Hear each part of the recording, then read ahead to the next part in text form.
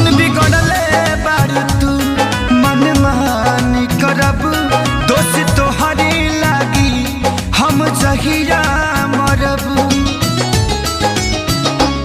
दिलवा तुरला के तोहरो एहसास हो जाई, दिलवा तुरला के तोहरो एहसास हो जाई।